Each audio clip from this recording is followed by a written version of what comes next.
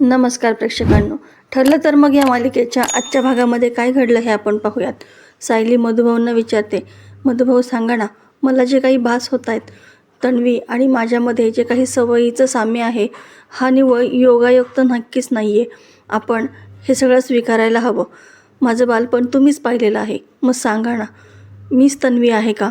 मधुभाऊ, अहो मी तुमच्यापुढे हात जोडते, प्लीज मला सांगा ना, काहीतरी इशारा करा. नेहमीप्रमाणे डोळे तरी मिचकवा ना आणि मला सांगा ना की मीच तन्वी आहे का? इकडे अर्जुन क्लायंटसोबत मीटिंग करत असतो. तितक्यात त्याच्या मोबाईलमध्ये गजर वाजतो सायलीच्या ज्यूससाठीचा. म्हणून तो लगेच साईडला येऊन कुसुमला कॉल करतो. कुसुम म्हणते, तुम्ही जर फोन केला नाही तर मी काय तुमच्या बायकोला उपाशी मारणार आहे का हो? तेव्हा अर्जुन तिला म्हणतो, तसं नाही कुसुमताई, फक्त तुम्ही द्या ना तिला ज्यूस, मी आणून ठेवला आहे, फक्त द्यायचंच तर आहेच. तुम्ही फक्त जा तिथं, मी सायलीला फोन करून सांगतो, हवं तर ती घेईल तिच्या हाताने ज्यूस. तेव्हा कुसुमताई म्हणते, त्याची काहीच गरज नाही आहे. सायली मधुभाऊंजवळ बसली आहे आणि मग ती चिडूनच फोन ठेवून देते. अर्जुन म्हणतो, यांना नेहमीच माझा फोन कट करतात आणि तो पुन्हा क्लायंटशी मीटिंग करायला जातो. तेव्हा ते क्लायंट म्हणतात की तुम्ही प्लीज थोडा वेळ तुमचा मोबाईल बंद नाही करू शकत का? तेव्हा अर्जुन म्हणतो, सॉरी पण माझी बायको प्रेग्नेंट आहे ना, त्यामुळे मी मोबाईल तर बंद करू शकत नाही, पण मी सायलेंट मोबाईल करतो. आणि मग तो मोबाईल सायलेंट करतो आणि बाजूला ठेवून देतो आणि त्याची मीटिंग कंटिन्यू करतो. इकडे कल्पना अश्विनच्या हाताला मलमपट्टी करते. त्याला समजावते की किती दिवस आता तू याच आठवणींमध्ये राहणार आहेस. आम्ही सर्वांनी त्या प्रियाचं सगळं नाव आमच्या आयुष्यातून काढून टाकलं आहे आणि तू ही अशी चिडचिड करतो आहेस, माझा विचारही करत नाही आहेस. अश्विन म्हणतो, मम्मा तुला माहिती आहे की मी असं आदळआपट करणारा मुलगा नाही आहे, पण मी तरी काय करू? माझ्या सगळ्या गोष्टींचा तुम्हाला त्रास नको यासाठी मी खूप प्रयत्न करतो आहे गं, पण मला नाही जमत आहे. कामामध्ये असताना मला अजिबात आठवण येत नाही, पण या खोलीत आल्या आल्या मला तिची आठवण येते. तिच्या खूप आठवणी आहेत या खोलीमध्ये. तिने फक्त माझा वापर करून घेतला. बघ ना, तेव्हासुद्धा ती माझ्या प्रत्येक गोष्टीला हसत असेल, मनातून म्हणत असेल की किती मूर्ख आहे, बावळट आहे, याला सहज फसवता येतं. मम्मा मला या खोलीमध्ये ना दम घुटतो आहे. तेव्हा कल्पना त्याला समजावते की या सगळ्यातून तुला बाहेर पडावंच लागणार आहे. अश्विन म्हणतो, मम्मा पण या खोलीमध्ये मी आता नाही राहू शकत, मी काम करतो, थोडे दिवस गेस्ट हाऊसमध्ये शिफ्ट होतो, पण मी या खोलीमध्ये आता पायसुद्धा ठेवणार नाही. कल्पना म्हणते, ठीक आहे तुला हवं तसं कर, पण प्लीज स्वतःला त्रास करून घेऊ नकोस. तेव्हा अश्विन लगेच तिथून गेस्ट हाऊसमध्ये निघून जातो. मात्र कल्पना खूप चिंतेमध्ये असते. अश्विन या सगळ्यातून सावरायला हवा एवढी एकच गोष्ट तिच्या मनामध्ये असते. काय झालं आहे माझ्या मुलाचं, असं म्हणून ती खूप चिंतेमध्ये असते. इकडे सायली मधुभाऊंना पोटतिडकीला येऊन विचारत असते, मधुभाऊ सांगा ना, प्रतिमा आत्या आणि रविराज काका यांची जी मुलगी आहे तन्वी, ती मीच आहे का? मधुभाऊ काहीतरी बोला ना, काहीतरी इशारा करा. तुमच्या काहीतरी बोलण्याने मला माझं कुटुंब मिळू शकतं, मला माझी माणसं पुन्हा मिळू शकतात. मधुभाऊ काहीतरी इशारा करा ना.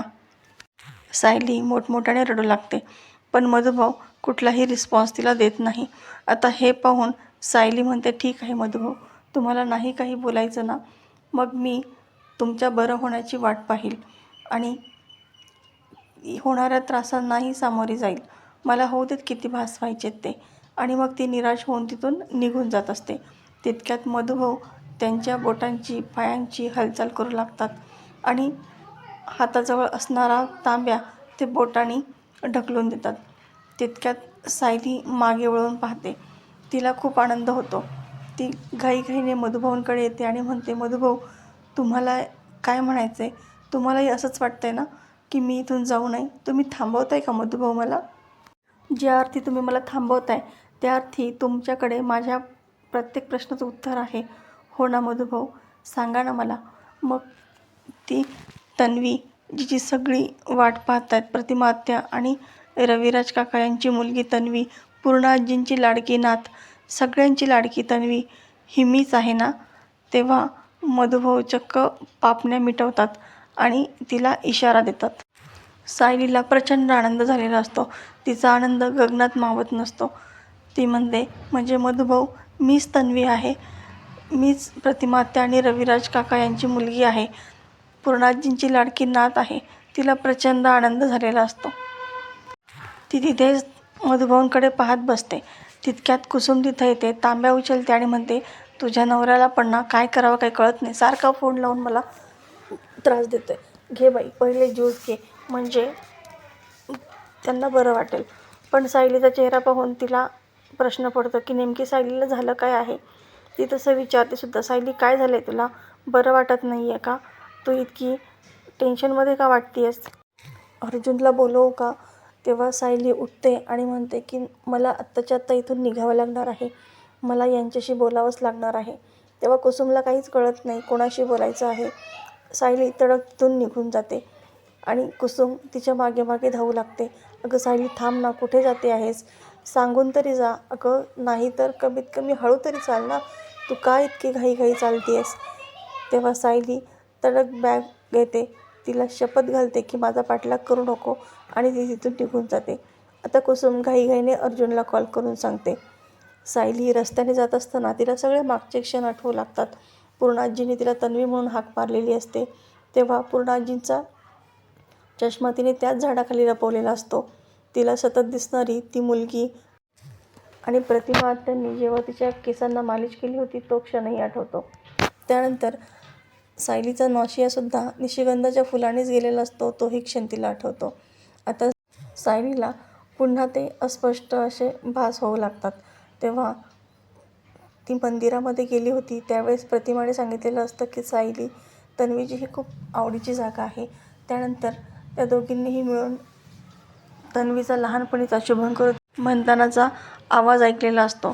ते सुद्धा बोबडे बोल तिला आठवू लागतात आणि हा आवाज माझाच आहे याचीसुद्धा तिला खात्री पटते. आता मधुभाऊंनी तिला जेवण भरवतानाचा क्षणसुद्धा तिला आठवू लागतो. सगळे मागचे क्षण तिला भरभर डोळ्यासमोरून जातात आणि उन्हामुळे अचानक तिला चक्कर देखील येऊ लागते. तिथेच झाडाची सावली घेऊन ती खाली बसते आणि लगेच अर्जुनला कॉल करते.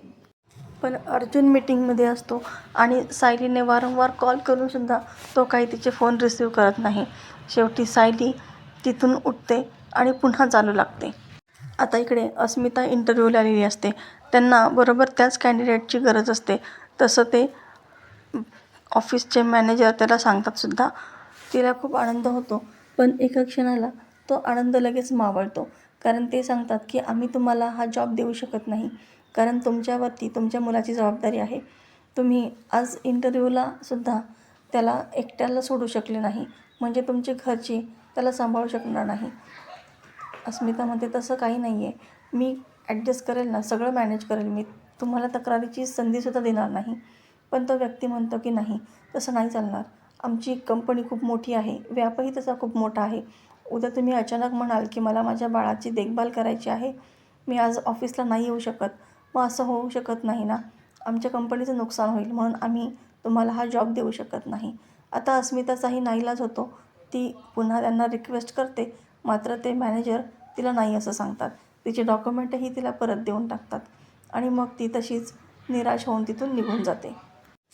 इकडे सायली रिक्षा पकडते आणि तडक घरी येत असते.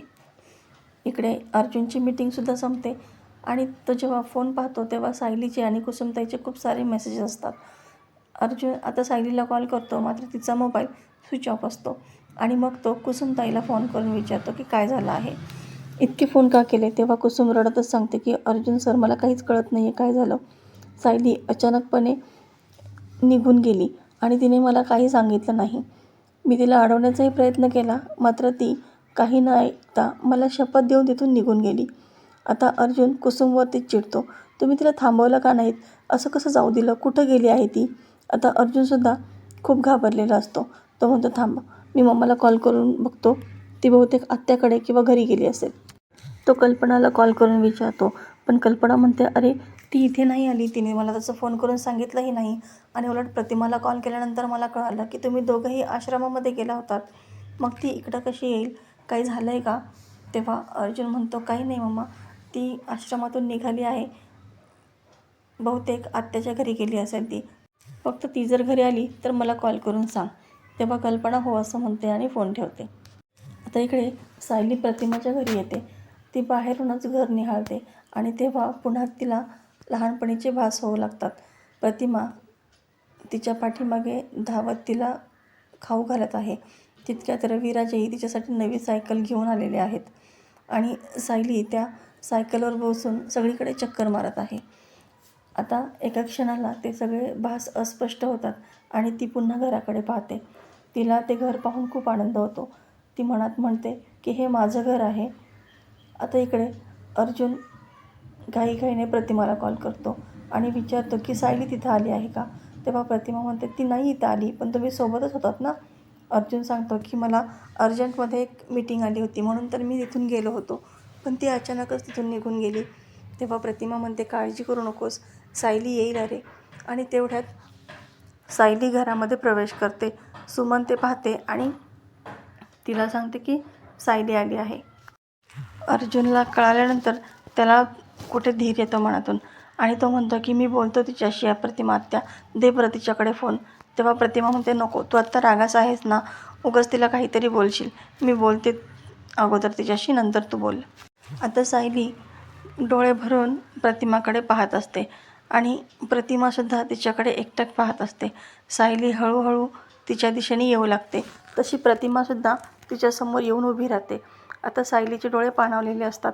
ती प्रतिमाकडे खूप आशेने प्रेमाने पाहत असते. प्रतिमा तिला विचारते की सायली काय झालं?